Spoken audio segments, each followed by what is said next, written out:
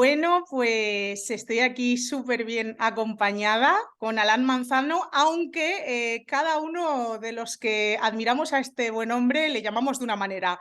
Alen, Alan, Alain. ¿Cómo se dice bien tu nombre? Esto lo primero. Hola, hola Paula.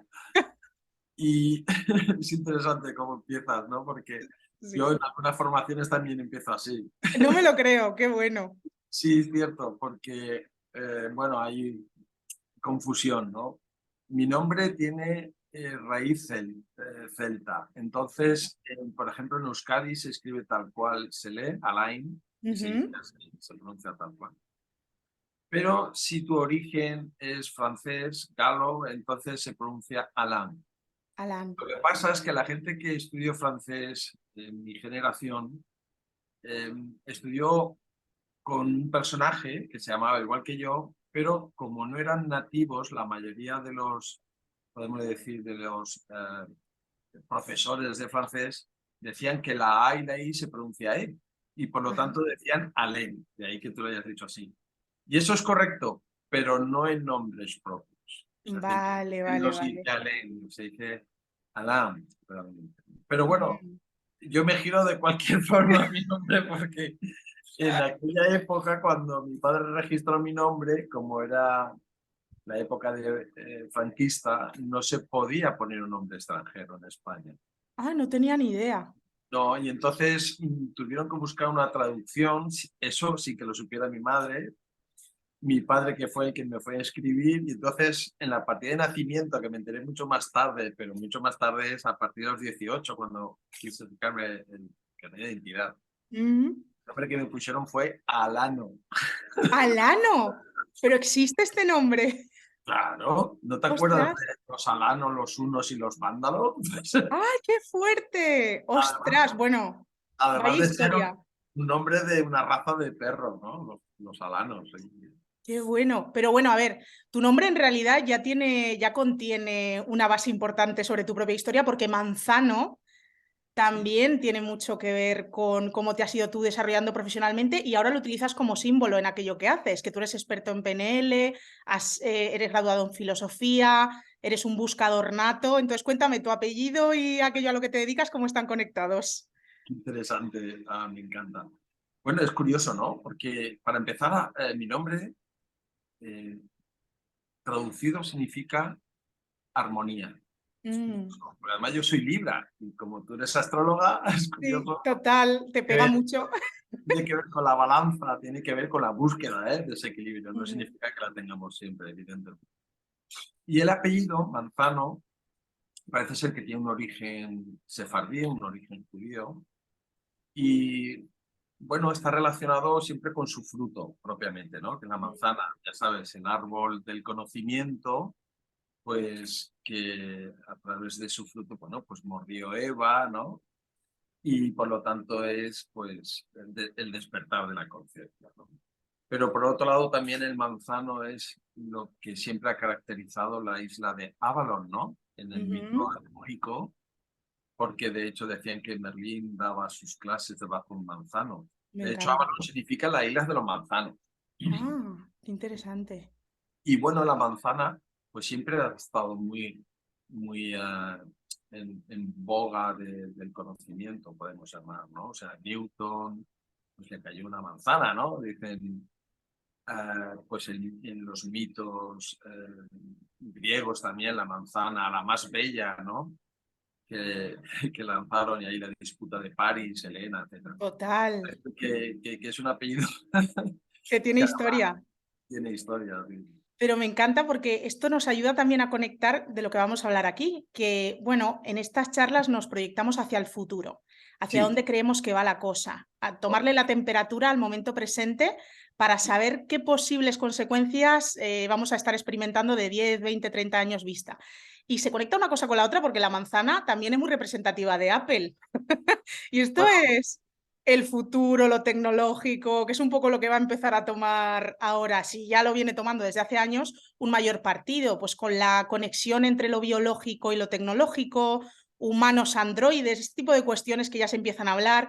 que además se están empezando a ver muchísimo en la ciencia ficción a través de Marvel y de otro tipo de historias que nos conectan al final a la humanidad con un inconsciente colectivo que ya empieza a olerse cuáles van a ser los nuevos mitos o dioses.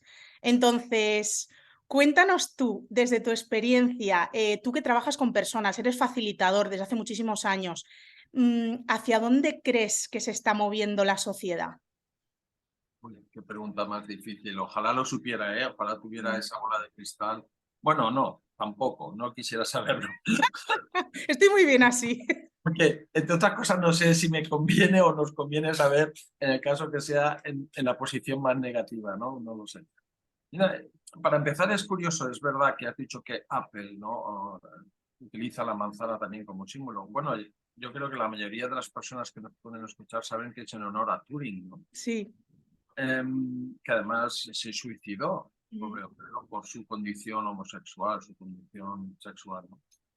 Y yendo a a la pregunta, claro, te estás refiriendo supongo que al metaverso, Mm. al chat GPT, ¿no? A la inteligencia artificial, etcétera. Es algo que está sucediendo de una manera muy rápida y que yo creo que está involucrado en todos los ámbitos, contextos de la actividad humana prácticamente. A mí me parece que eso es positivo, Mm. pero hay que ponerle un marco, ¿no? Porque evidentemente, como toda la vida, yo creo que tiene todavía, está emancipándose, está tomando cuerpo, pero no sabemos dónde están los límites. Mm. Y muchos de esos límites también tienen mucho que ver con la concepción ética que tenga, ¿no? Todo este universo virtual. ¿Hacia dónde puede ir el ser humano? Yo lo que estoy detectando, por ejemplo, es lo que decía Inglegard, que era un gran sociólogo, y se basaba un poco en lo que es la pirámide de Maslow, ¿no? Es decir, respecto a los valores, por ejemplo, ahora la gente está más preocupada, dada la situación de crisis, Mm. por valores, digamos, más materialistas, ¿no? O sea, el hecho de tener que enfocarnos más a intentar obtener más seguridad. Mm. Eh, pues seguridad en todos los aspectos, no solamente me refiero a no sentirnos seguros en el mundo en el que nos encontramos, pues debido a cómo está, por ejemplo, el tema de la guerra, sino Mm. también a procurarnos a que no nos falte nada en la despensa, aun con los precios tal y como están, etc. Entonces, ¿qué ocurre? Que ante esos, digamos, valores materialistas, los valores postmaterialistas todavía no se han dado, porque hay incertidumbre. Entonces, la gente, por ejemplo, pues tiende a no ocuparse tanto del autodesarrollo, Mm. que para mí es un error, justamente en los momentos de crisis. ¿Qué ocurre? Que en la post-crisis están los problemas, porque no hemos intentado tener herramientas, estrategias para afrontar las crisis. Hemos ido, digamos, a lo más primario. Mm. Entonces, ahora, por ejemplo, en la revista de Radio Televisión Española sobre salud, pues la noticia decía que España es el país donde más ansiolíticos consumen del mundo, Wow. superando a los Estados Unidos. ¿Esto qué nos quiere dar a entender? Pues para mí, en un futuro inmediato, pues habrá que tomar cartas en el asunto para la salud mental, emocional, ¿no? Psicológica. Pero claro, ya puede ser que, no digo que sea muchísimo menos tarde, pero se hace al revés, por lo que hablamos de los valores materialistas. O sea, ahora nos ocupamos, pues, de, por ejemplo, pasándolo bien en el sentido de, bueno, pues el dinero que tengo, pues lo voy a gastar, En ocio, ¿no? claro, y no en el desarrollo. Y claro, luego vienen los problemas. Entiendo. Entonces, yo, pues, al respecto de dónde conduce toda la materialización y la instrumentalización del ser humano en este mundo digital, pues yo creo que tiene ya los problemas que, por ejemplo, otro sociólogo comentaba, ¿no? Hermín Rosa, que es la aceleración social. Y por otro lado, la descorporización que tiene el ser humano con la realidad. Es decir, vivimos la realidad a través de las pantallas. Esto Mm. también genera problemas. Genera problemas porque como seres humanos necesitamos contacto, pero no un contacto solo digital, que está muy bien, obviamente, como he dicho al principio, pero no lo hay a nivel humano. Es decir, no lo hay a nivel de piel, de Claro, somos seres transmisión. sensoriales. Somos mamíferos, en definitiva, no Total. solamente necesitamos estar juntos, sino también juntos presencialmente. Mm, Yo me estoy dando cuenta en muchas de las formaciones que hago con empresas que tras la pandemia, que han trabajado todo en teletrabajo sí, a nivel digital, tienen problemas ahora para retener el talento, la gente tiene dificultades para comunicarse de una manera más cercana, más eficiente incluso. Entonces, pues claro, yo creo que esas son unas patologías sociales de las estructuras sociales, ¿no? La aceleración social, lo que nos impide también, por otro lado, es tener tiempo y espacio para ti, para reflexión, para qué bueno. argumentar incluso, porque todo va tan acelerado que hasta los tweets son esquemas de pensamiento sin argumentación prácticamente, ¿no? Sin espacio, Total. porque la rapidez tampoco te permite tiempo para reflexión. Claro, es Entonces, como muchos estímulos como para poder pararse e incorporar realmente lo que esa información contiene, ¿no? Es como mucha superficialidad a la hora de filtrar la información. claro, entonces, ¿qué ocurre? Que es todo tan inmediato, Paula, Mm, que no tenemos entre la incertidumbre, la crisis socioeconómica y la velocidad a la que vamos, no vemos un horizonte que tenga un significado para cada persona, de tal forma que te permita sentirte más seguro. Es decir, como que hemos perdido una orientación vital, diría yo. entiendo. Entonces, yo creo que urge retomar todo eso, incluso en momentos como los que estamos para darle la vuelta. Bueno, ¿hacia dónde vamos? Pues yo creo que a dos mundos polarizados en este sentido, a los que de una forma natural conviven y comparten su vida a nivel digital y otros a los que a lo mejor que hemos sabido anteriormente a la digitalización cómo compartir nuestras vidas de una manera, digamos, con contacto, Ujú. a querer recuperar eso para podernos sentirnos más humanos, podemos decir. Entonces, esa polaridad va a estar entre lo experiencial en la presencia y con lo digital en lo virtual. O sea, que crees que los premillennials y millennials somos un poco los responsables de mantener cierto equilibrio con respecto a el flujo natural de las cosas que va hacia la hiperdigitalización y la falta de contacto humano. No sé si soy los responsables, porque yo creo que cada generación cambia la anterior, cambia cosas de la Ujú. anterior. La que venga posteriormente a esta última generación cambiará las cosas también. Totalmente.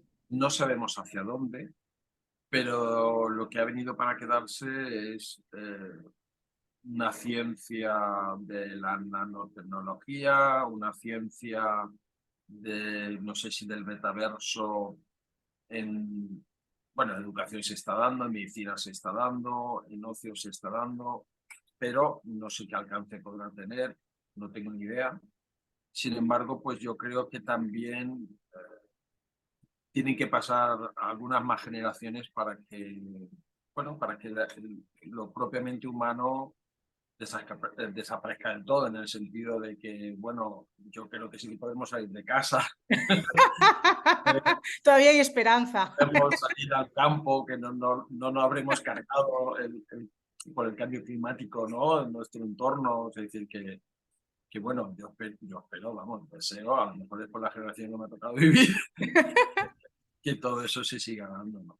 Claro, a mí me gusta mucho una reflexión que le escuché el otro día barriendo para casa a un astrólogo, José Millán, que además es físico, bueno, es una cabeza andante y es maravilloso, tiene un sentido del humor muy fino, muy irónico y decía, oye, de todas formas, las mentes que están naciendo ahora no van a sentirse desadaptadas en el futuro que viene. Es decir, si tú le hubieras dicho a un hombre hace 500 años, oye, mira, en el futuro vas a volar en una máquina que va a ir a miles de kilómetros por hora, a kilómetros del suelo, claro, se hubiera muerto, le habría dado un ataque cardíaco. Es como, ¿esto cómo va a ser? Por favor, no quiero que llegue el futuro, qué miedo, ¿no? Y sin embargo ahora lo hacemos y bueno, forma parte total de nuestro día a día ni nos lo planteamos. Entonces yo supongo que esto, las nuevas generaciones que vienen, al final van a estar hiperadaptadas a otro contexto, para ellos va a ser pues lo natural, lo habitual. Quizá los que tenemos que hacer un trabajo ahí de equilibrio, de adaptación, de reflexión sobre estos temas, somos nosotros precisamente los que hemos vivido otro tipo de realidad, ¿no? Como tú decías, que por cierto, en línea con esto, tú que te dedicas a la PNL y trabajas con personas, las acompañas, ¿cómo crees que podemos utilizar esta herramienta? Quienes estamos un poco peleados con esta cuestión que nos orienta hacia la falta de contacto, la hiperdigitalización, estar hiperestimulados, no saber qué es verdad y qué no lo es. ¿Qué tipo de ejercicios o qué podemos hacer a través de la PNL para encontrar ese equilibrio? Wow, qué pregunta más interesante, ¿eh? Me has puesto ahí en un contexto. Contra las cuerdas. Ciertamente, Qué bueno. ciertamente. Pues fíjate, la PNL que nace eh, del estudio, ¿no? Sobre la complejidad del pensamiento y de la conducta humana, justamente trata de cómo poder obtener estrategias para la comunicación, para el logro de tus objetivos. ¿Sí? Y, y es curioso porque la PNL principalmente trabaja, sobre todo en estas terceras generaciones de PNL, y con el código nuevo, ¿no? De Karen Foster Sinclair, y además de Judith Rosier, con la sintaxis somática, de Miguel al pelo, entonces, para cerrar lo que quiere decir, trabaja con el cuerpo. Mm, Y lo interesante de trabajar con el cuerpo es que no lo trabajes solo de manera aislada en tu casa, sino compartiendo dinámicas en lo que se denomina, ¿no? el espacio, ¿no? La psicogeografía. Entonces, psicogeografía, ¿qué es esto? psicogeografía, que es una manera de trabajar en el espacio donde te ubicas, ¿no? O sea, es decir, trabajas utilizando propiamente el concepto de espacio real, no el espacio solamente virtual. Vale. Y lo estás compartiendo con el pulso, ¿no? Con el resonar de otras personas. Como si se generara una especie de campo, ¿no? Sí, Con efectivamente. información compartida. Sí, es un campo que además interviene pues, el pulso de las personas con las que comparten, ¿no? Es un campo sistémico. Entonces la PNL viene genial para poder explorar cómo tú te estás sintiendo con tus propias, podemos decir, interlocuciones internas, ¿no? Con tu propio diálogo interno, con tus reflexiones con los demás, en cómo te afecta la relación intersubjetiva, ¿no? Con otras personas. Entonces, claro, si además la ciencia, curiosamente, ahora sobre todo la neurociencia del cuerpo, están diciendo que los estudios recientes, ¿no? Te dicen que, como decía, va en dos direcciones, ¿no? No es cerebrocentrista como hasta ahora, Mm, cartesiano, sino que el conocimiento de cómo nos sentimos los humanos no es del cerebro hacia abajo, digamos, hacia el cuerpo, sino que va en dos direcciones, ¿no? Cerebro hacia abajo y hacia abajo lo que es el cuerpo, los intestinos, la microbiota y demás, hacia arriba, condiciona nuestra manera de pensar. Pues es muy interesante hacer este tipo de exploración, de poder investigar un poco, tener curiosidad sobre eso, para, entre otras cosas, fíjate, con todo lo que estamos hablando antes, ¿no? Con todo esto de la incertidumbre y de no saber hacia dónde vamos, que es la homeostasis, es decir, el equilibrio interno. qué bueno. Entonces, eh, todo esto, por ejemplo, la PNL, junto con otras metodologías, nos ayuda pues, a este encuentro con nosotros mismos y con relacionados humanos. Claro, exacto. O sea, que fomenta un poco volver a esos espacios en los cuales puedes equilibrarte a través del autoconocimiento en relación con un otro y con un contexto. Claro. O sea que, por ejemplo, esta cosa de vivir más encerrados, relacionándonos menos, sería un poco contrario a la filosofía de la PNL, a la base de la PNL. En algunos aspectos sí. En algunos aspectos sí, porque por ejemplo la PNL se ofrece también algunas de las técnicas, llamemos así la metodología en esta disciplina, se ofrecen online. Por Mm, ejemplo, para comunicarte bien, o sea, si hay información online. Sin embargo, yo creo que lo más interesante en el campo del conocimiento de la práctica de la PNL es la presencialidad, bajo mi punto de vista, por todo lo que he comentado antes, sino Sí, ¿no? La exploración del cuerpo, cómo lo sientes uno, cómo está frente al otro, cómo es la mirada frente al otro, ese resonar del que estamos hablando. Entonces, yo creo que todo eso es lo que nos va a dar la sensación de una vuelta a casa, qué bueno. una Sí, vuelta al hogar, que es la resonancia contigo mismo y lo que decía antes, ¿no? La autorregulación que necesitamos todos los seres humanos, al fin y al cabo, ¿no? Para total. no sentirte, por ejemplo, con las tecnologías como que te quedas atrás y estás perdido, ¿no? A mí me pasó, yo tuve que pasar por un proceso de cáncer y recuerdo que entonces me dedicaba a la publicidad, fíjate, Wow, vaya viaje. que era algo así como vivir para ayer, porque era todo muy acelerado entonces. Supongo que lo sigue siendo ahora todavía más, ¿no? Por el tema de la tecnología. Y recuerdo que cuando tuve este proceso, ¿no? de recuperación de la enfermedad, pues tenía la sensación de que me había quedado fuera del mundo. Mm. Me había quedado de una manera que era pues como difícil de volver a repito, al punto de partida, ¿no? Claro, como reconectarte a otro ritmo Sí, sí, que el exacto. mundo seguía teniendo y que además seguramente estaba incluso más acelerado que cuando tú fuiste a este periodo de reconexión contigo, imagino.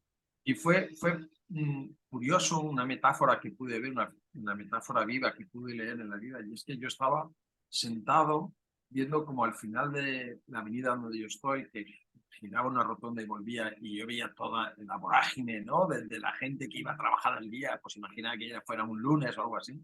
Yo me estaba agobiando, ¿no? Me estaba dando ansiedad de ver, de decir, la vida vive, la vida, ¿no? Va a su ritmo y yo de repente me he bajado del tren, ¿no? Total, ¿cómo hago para subirme o para quedarme donde estoy? ¿Cómo Sí, hago? Claro. pues mira, pues de repente vi, al final, yo vivo en el puerto, ¿no? Sí. Prácticamente, al final, miré o sea, amplié la mirada, ¿no? Miré a la izquierda y vi un señor que estaba dando la espalda a todo ese vértigo de coches, de gente, de ruido, porque estaba pescando. Y estaba Wow. todo tranquilo, con la caña mirando allí ¿no? a su corcho, y a la espalda todo el vértigo de la vida, ¿no? Trepidante. Y yo miré aquello y dije, Dios, Vaya revelación, ¿eh? sí, ¿verdad? O sea, eso que lees Total. el mensaje de la vida que te está diciendo, calma, Correcto. te toca vivir esto, ¿no? Es decir, y eso me ayudó de repente a verlo de otra manera. Y ¿Fue ahí entonces, cuando conectaste con la PNL o ya, ya era un proceso de antes? pues yo creo que fue en esa etapa, porque yo conecté con la PNL justamente por querer comunicarme más efectivamente con los clientes.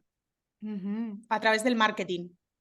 Sí, a través, pues sí, de cuando nos llegaba un briefing y había que elaborar una estrategia, pues entonces yo decía, esto es como juego del teléfono, ¿no? ¿Qué está pasando aquí? Que lo que me llega, aunque sea a través de un briefing, la devolución no tiene nada que ver con lo que me han contado, o si coincidías con el cliente, pues te contaba otra historia de lo que te había contado el ejecutivo de cuentas.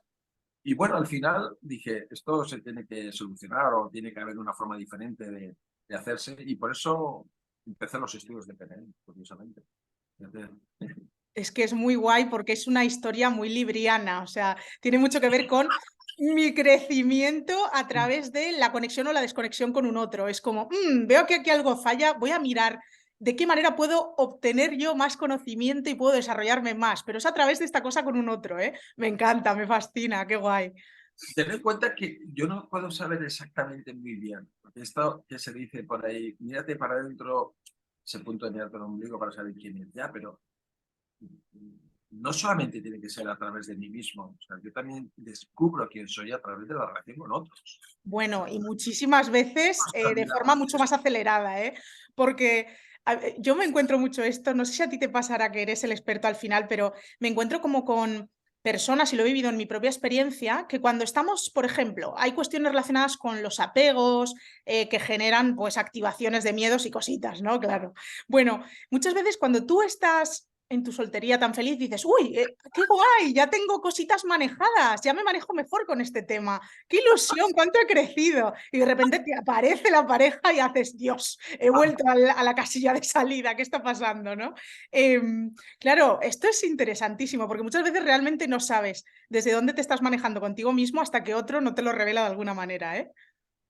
Claro, efectivamente, porque los demás también nos hacemos mutuamente, ¿eh?, de espejo, ¿no? Esto que tanto hablamos de la ley del espejo. Efectivamente, nos reflejamos unos a otros, porque es que si no, no tienes una forma de medir, digamos, qué lugar estás ocupando en el mundo y de qué manera estás desarrollando. Total.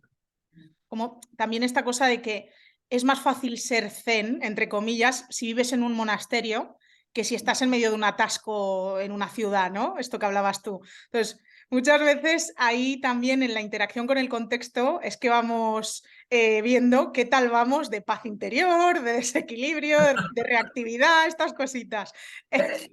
Normal, Paula. Mira, yo acabo de leerme un libro muy interesante que recomiendo, aprovechando que estamos así en esta grabación, ¿no?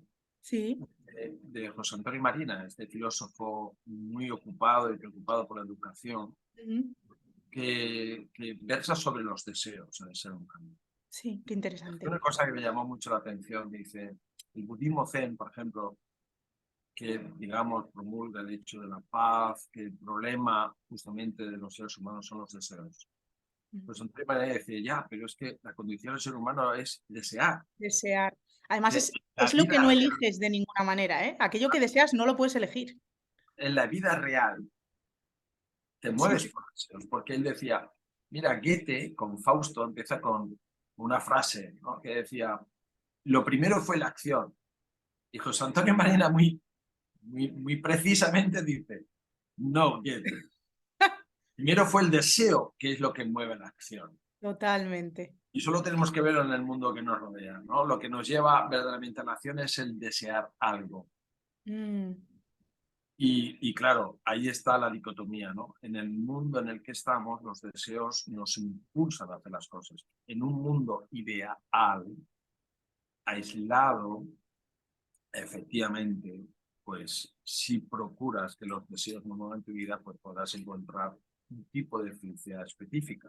Pero no Mm. nos olvidemos que los deseos nos impulsan a una felicidad X determinada, ¿no? La conquista de ciertas cosas. O sea, es decir, que la felicidad tiene mucho que ver también con qué visión tengo yo del mundo y qué quiero yo del mundo. Bueno, me acabas de abrir un melón, algo que me interesa también sobre este tema. A ver hacia dónde vamos. Es que te cuento, precisamente estamos en una sociedad, bueno, esto se habla mucho, ¿no? Capitalista, con tendencias muy consumistas.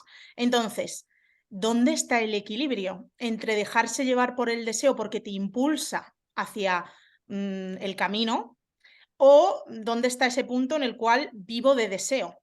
Y en cuando satisfago uno, tengo otro. Qué ¿Cómo buena, funciona eso? qué buena, y es magnífica, haciendo preguntas comprometidas, Que soy con muy la curiosa, escritura. soy muy cotilla. Cuando Pues, era pequeña me castigaban por preguntar tanto en el cole, ahora ya no hace falta. maravilloso, maravilloso. Yo creo que mucha gente, creo, no sé si con mis respuestas, pero al menos con tus preguntas ayudarás a reflexionar a mucha gente que te escuche y que te... Gracias. Mi opinión, Paula, mi opinión. Yo pienso que está en una de las funciones ejecutivas que tenemos los seres humanos, ¿no? Ujú, Me refiero a nivel cognitivo. Es decir, yo creo que una de las funciones clave es, en la función ejecutiva, como digo y repito, es la capacidad también inhibitoria que tenga el ser humano. Es decir, los deseos ujú. y la conquista de aquello que perseguimos con los deseos generalmente es exponencial. Por ejemplo, el dinero. Ya que Sí, has hablado tú en el momento en que nos encontramos, no, yo no diría capitalismo, sino ultracapitalismo, sí, un conduce a nivel querer, superior. sí, a querer, y más en estos tiempos de crisis, a querer tener dinero lo más rápidamente posible y acumular. Ujú, Pero este deseo se convierte en codicia cuando el ser humano no sabe dónde parar. Es decir, es exponencial en este sentido. O sea, quiero más, y quiero más. No se regula. Claro, entonces, la capacidad inhibitoria es la de no, o sea, la de esperar, digamos, ¿no? La de, sí, tengo deseos, es muy legítimo, está súper bien, pero también saber esperar a cuándo poder obtener aquello que deseas. Mm. Y el equilibrio también está en el saber esperar. Ahora mismo con los likes, con el follow me, con estas subidas de hormonas, ¿no? Que todo el mundo ya conoce, a través de la neurociencia divulgativa, ¿no? Que si las endorfinas, etcétera, ¿no? Eh, lo que quiere es el resultado inmediato de la satisfacción. Wow, yo que soy muy dopamínica, Claro, puedo, ahí estábamos, la puedo dopamina, tener en cuenta esto, sí. la dopamina que es la hormona de felicidad, ¿no? De que te da este subidón. Pues justamente esto genera también estrés dopamina. O sea, es decir, Mm, porque estamos continuamente queriendo estar encima de la ola, si me permites la analogía. sí, sí. Eso no trae nada bueno. No trae nada bueno a la larga porque no hay entonces un espacio para disfrutar del proceso. Solamente está el impulso de obtener el beneficio rápidamente. Mm, Entonces ahí hay un desajuste, un equilibrio interno, porque no se sostiene simplemente. Y como no trabajamos tampoco, podremos decir, la frustración, súper importante. claro, esta capacidad ejecutiva inhibidora de decir, voy a esperar, o sea, decir, todo tiene su momento, ¿vale? Como me pasó a mí con la crisis, con mi proceso de enfermedad, ¿no? Entonces, lo que antes decía, un espacio y un tiempo para nosotros, para explorar cómo me siento, qué calidad de pensamientos estoy teniendo, dónde estoy poniendo la atención, cómo estoy de alineado con mis valores, por ejemplo, ¿verdad? Con aquello que de verdad son mis preferencias en la vida, lo que yo estimo que es realmente importante para mi vida. Necesito tenerlo, porque si no, me estoy dejando llevar por el vértigo de la vida. Imagínate que estemos todos dentro de un huracán, ¿no? Ujú.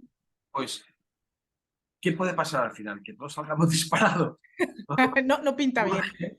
Urge verdaderamente parar para reflexionar, pero no parar solo para, bueno, me voy a un monasterio y voy a escribir un libro, que tanto se lleva, o me voy a parar yéndome al monte el fin de semana para reconectar. Un retiro de 3 días.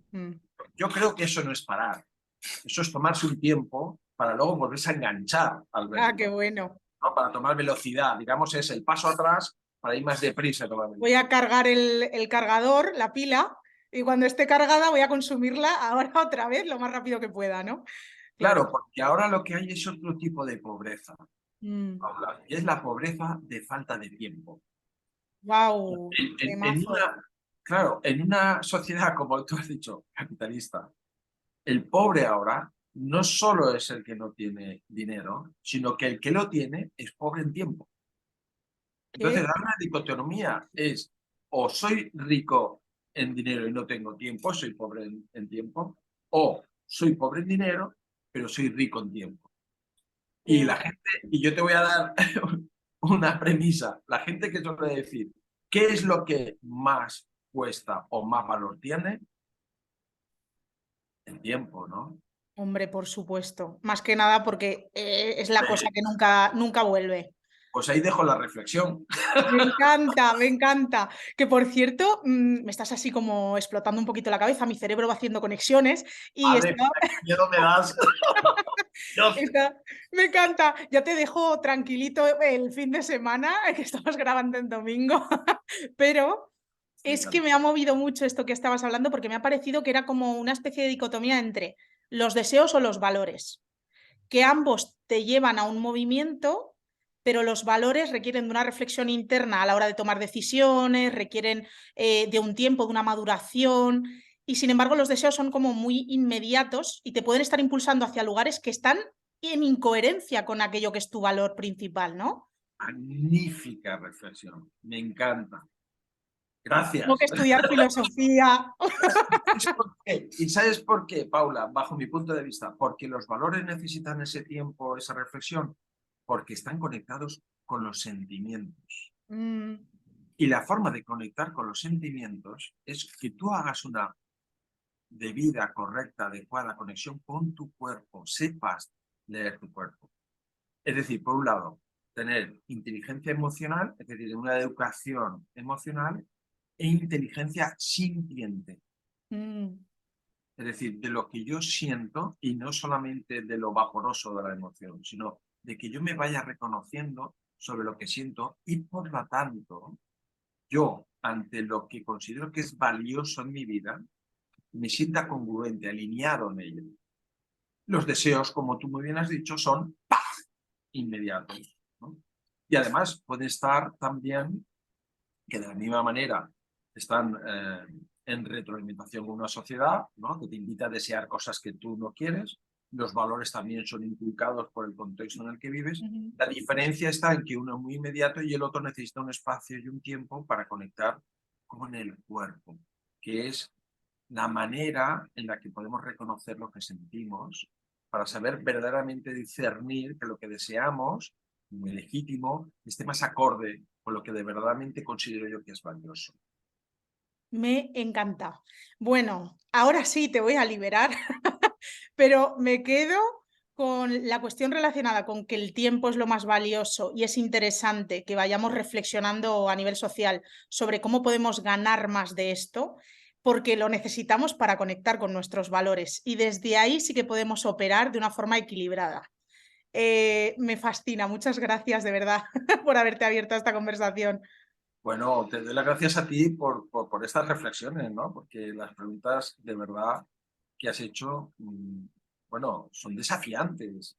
Yo he dado mi opinión, pero lo interesante, pienso yo, y por eso te doy reiteradas las gracias, es que los que y las que no se escuchen tengan sus propias respuestas, tengan sus Mm, propias reflexiones sobre lo que tú has planteado. O sea que qué bien. Oye, maravilloso. que por cierto, ¿dónde te pueden encontrar? Porque además vas a iniciar ahora unas formaciones. Yo las mega recomiendo. Tuve una clase con él y me hizo reflexionar sobre mis valores guía y fue algo que me ha ayudado desde entonces muchísimo. Que por cierto, el ejercicio que nos propusiste lo hago cada cierto tiempo. Me viene súper bien. Así que bueno, cuéntanos, ¿dónde te encuentran? Bueno, me puede encontrar fácilmente en la página web, Alain Manzano, tal y como se escribe, Hola ahí. alainmanzano.es, y allí pueden encontrar todo lo relativo a, bueno, a lo que me dedico y a las formaciones. Hay un feedback o un pop-up donde indica las formaciones que empezamos el practitioner, que es el primer nivel de PNL, que tiene 3 niveles. Empezamos el 11 de marzo, aquí dentro de nada. Presencial en Valencia, que fomenta según sus valores, lo presencial, la reconexión, me encanta. Sí, sí, es donde yo me quiero enfocar. Ujú. Y luego, pues para aquellas personas que ya han hecho el practitioner, primer nivel, pues tenemos el máster de coaching con PNL para aquellas personas pues que, bueno, quieran tener más herramientas y quieran tener una acreditación para poder acompañar a otras personas en su autodesarrollo. Y bueno, Genial. pues se empezará para el 25 de marzo, ¿sí? Pues empieza un poquito más tarde. Se pueden hacer en continuo, pero bueno, lo mejor es empezar uno y después el otro. Como hemos hablado, darse el tiempo para integrar. Hay gente que tiene necesidad de acopio, ¿no? Yo he sido, ya te digo, soy dopamínica hasta para aprender. Entonces a veces me tengo que decir, Paula, no pasa nada, el conocimiento está ahí, no necesitas obtenerlo todo de golpe, porque además me pasa muchas veces que digo, lo único que he hecho es entretenerme, no he integrado esto. Claro, Entonces, hace falta tiempo, hacer la digestión de lo que uno digiere. total. Oh, pues lo dicho, muchísimas gracias de verdad. Gracias a ti, gracias, eres un amor y te repito, gracias por estas cuestiones, estas preguntas, dudas que tienes, porque van a ayudar a mucha gente, yo supongo, a sacar sus propias conclusiones y bueno, si con ello aportas que podamos mejorar, ¿no? Cómo nos enfocamos en la vida, pues bienvenida sea. Gracias, Paula. A ti. Un honor participar contigo en estas convivencias online. Gracias de verdad. Hasta luego. Gracias, hasta luego. Un placer. Chao.